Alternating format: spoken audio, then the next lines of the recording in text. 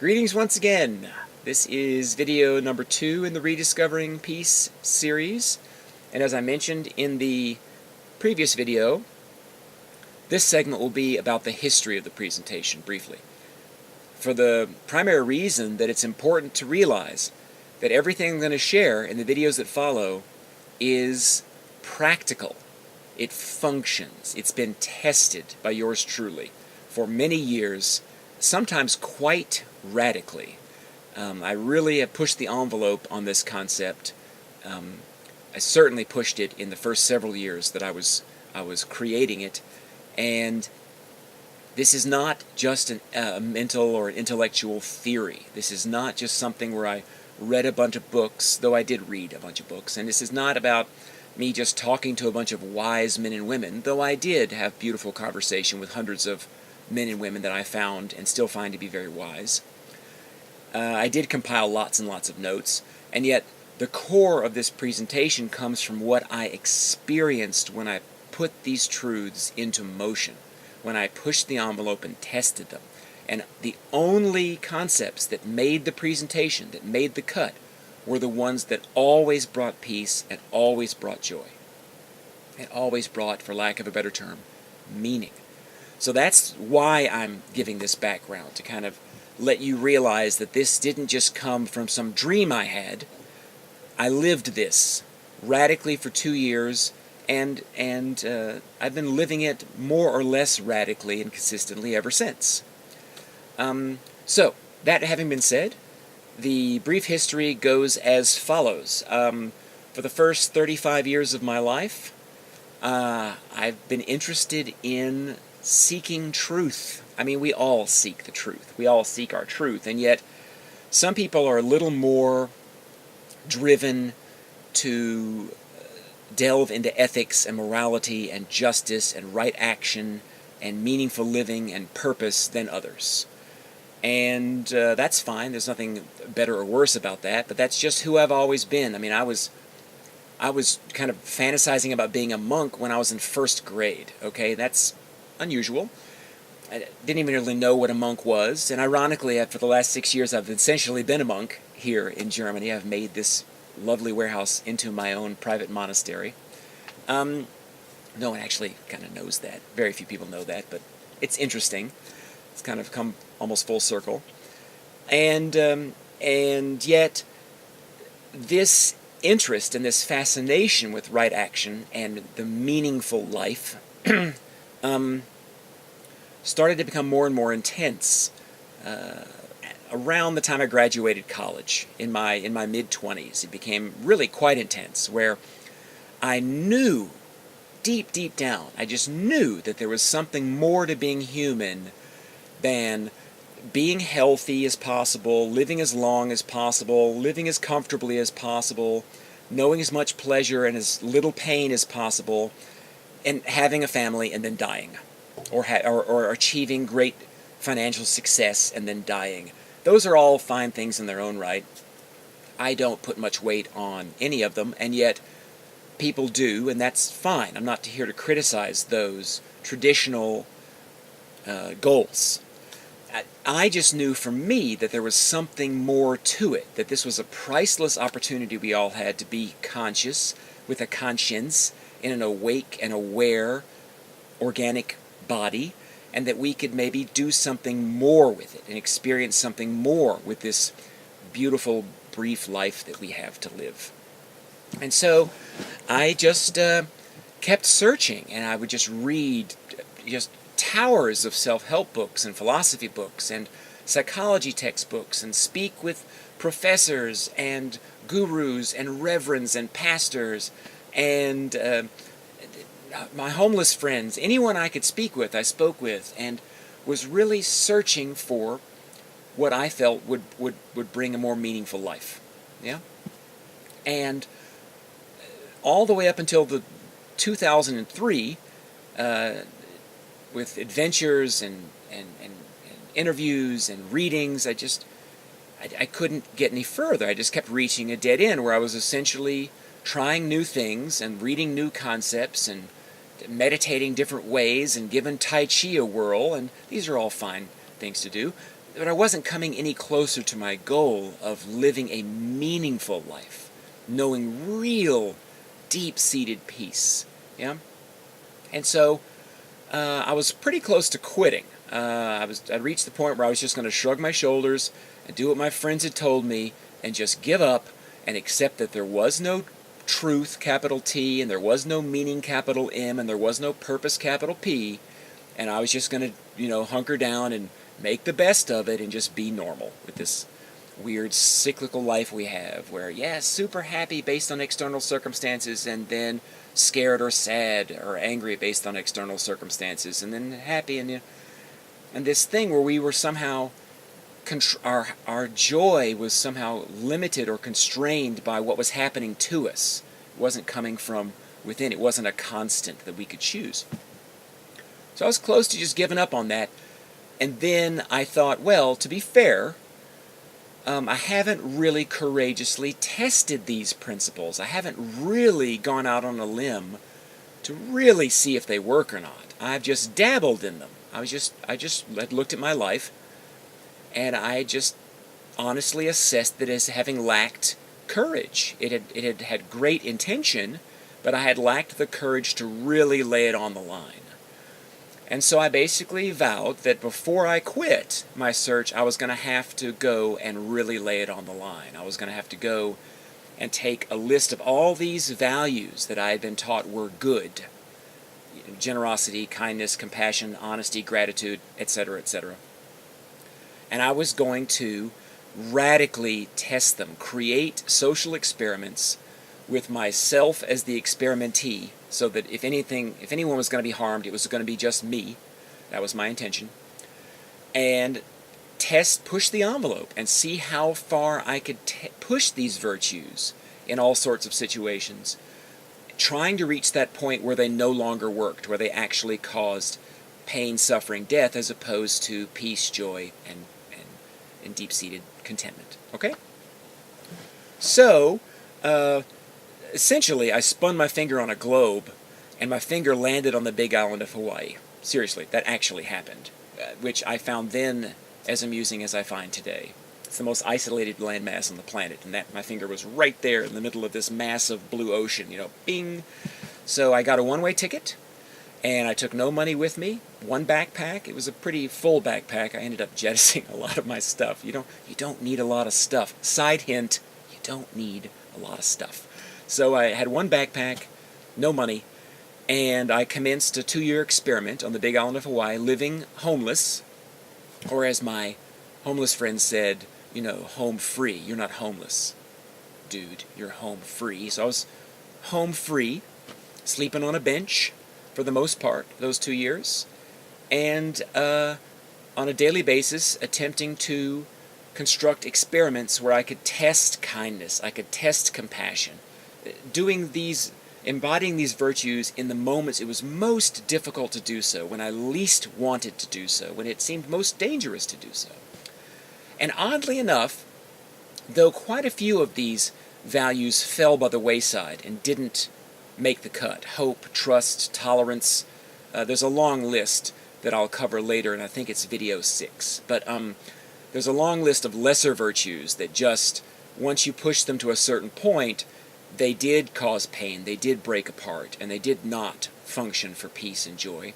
But I was left with 9 that always did, and no matter how far I pushed it, no matter how dangerously I applied them or tested them, not only did I not get hurt, but I was filled more and more with this feeling of perfection within me. You can't even put a word to it. It's joy and peace times 1,000,000. It's just the most amazing experience of perfect oneness, where the boundary between me and the other disappeared, and we literally became one.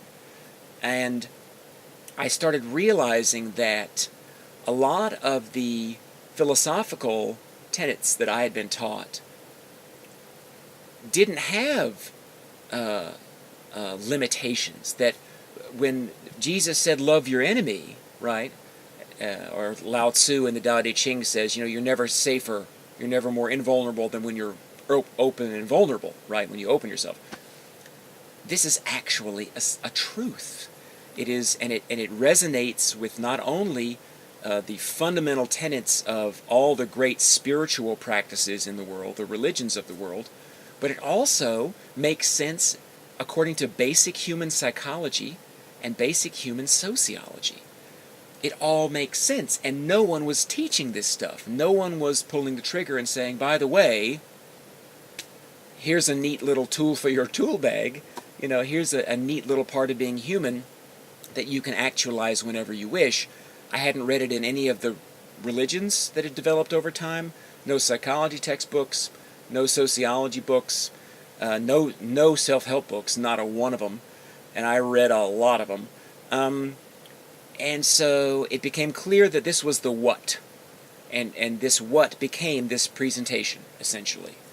The presentation crystallizes into a very simple sentence, which I'm going to get to in one of the later videos as well. It's really not that complicated. Most of the presentation is not learning this one simple concept, which is essentially be kind when least inclined, right? The presentation is unlearning. It's having to wash ourselves free of all of the crap that we've been taught that isn't true about the limitations of our interactions with others that have been placed on us by our fears and the fears of others, right? So, I knew the what, okay? This was around, this must have been early 2005, maybe into 2004. This got to be pretty clear within like 6 to 8 months of being on Hawaii that this was something important that needed to be shared. But I didn't know how I was going to share it, because as many of you might know, when you have an important idea, raising your hand and jumping up and down and saying, hey, I've got some cool information to share with you that can help you be happier, people aren't going to come running to you and say, please tell me. All right, they're going to think you're a religious zealot or a freak or crazy, and they're going to avoid you like the plague. So I knew I couldn't go to people, that something had to happen where people came to me without me saying anything. But I didn't know how to do that. So I just was waiting, essentially, to get off the Big Island or stay on the Big Island. I was willing to stay there. But I didn't know how to share this. And one night, I had been at the time sleeping in an open-air pavilion up by a church, a Methodist church, and they had a lending library in their open-air pavilion. And one night I walked by, and a book fell off onto the floor at my feet. It was going to precariously perch, and I walked by and brushed it and fell on the floor. And it was the book written by Friends of the Peace Pilgrim. You can read this book yourself. You can get it sent to you free by the Peace Pilgrim Friends. It's www.peacepilgrim.org. And essentially this book described the life and core principles of this brilliant woman who walked with the clothes on her back, with no money, accepting no money, using no money, from 1953 to 1981, 28 years, she walked penniless with the clothes on her back, just doing good and being kind to others, and if they ever asked her, which they invariably did, right? If they ever asked her what she was about, she would engage them in conversation. And of course that made perfect sense, right? Because they would come to her and they would say, oh my, how can you live without money? How are you not dead? How in the world can you be so happy without any things? How have you been able to survive walking alone for 28 years, or however long she had been walking when she was approached? The point was, they came to her. People were curious and came to her. And at that moment, the door was open for real dialogue. And of course, the light went off, and it was like, that's it. That's obviously how I have to do it. So at that point, I was sure that I was going to become that kind of peace pilgrim. I was going to emulate her life. Wear a little smock with something on the front, and just walk and smile and do good for people. And whenever they asked how I was living and why I was living the way I was living, then we could get right into it and share these beautiful concepts, which the Peace Pilgrim shared, in which I shared similarly, or wanted to share similarly. So, around that time, I got my way back to the mainland.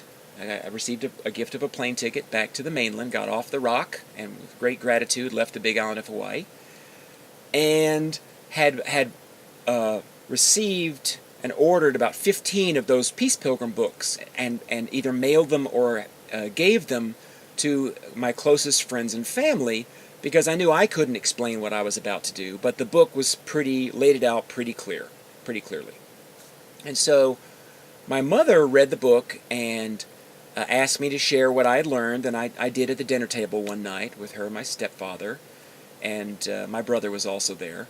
And she thought it sounded very, very interesting, and so she said, well, before you start walking, would you share with my friends here in our living room one night, or one day? And I said, sure. So I had a couple of weeks' time to get the presentation ready, and I had a good friend, Emily, who at the time helped me. She was good with graphics, and she set the diagrams up the way I thought they made the most sense. Diagrams which are used in the workbook to this day. Those are her diagrams. And I made a one-day workshop, essentially. It was not quite a full day. And 14 people came. This was in February, late February of 2006. And 14 people showed up, and it was a beautiful day. It was really a fantastic sharing, and I really enjoyed it immensely, giving this presentation. But I still thought it was going to be a one and done. I still was pretty sure that I was going to that was just one presentation, and as soon as it got warm enough, I was going to start walking. Like, I was already planning on where I was going to go and getting my clothes together and my outfit together, and I was gone as of like May, whatever, when it was warm enough to go. And then, interestingly enough, make plans, life laughs, we all know that saying, several of the people who had attended that first workshop, that first presentation, invited me to speak for other groups in and around Chattanooga. And so I always said yes. And so I just kept staying and sharing throughout the Chattanooga community all the way through the summer. And then I got invited out to Boise, Idaho to share out in Boise, and that led me to sharing in Seattle, and that led me to going to Chicago, and it just kept going and going and going. And so I really never started walking. I became a presentation Peace Pilgrim for those years.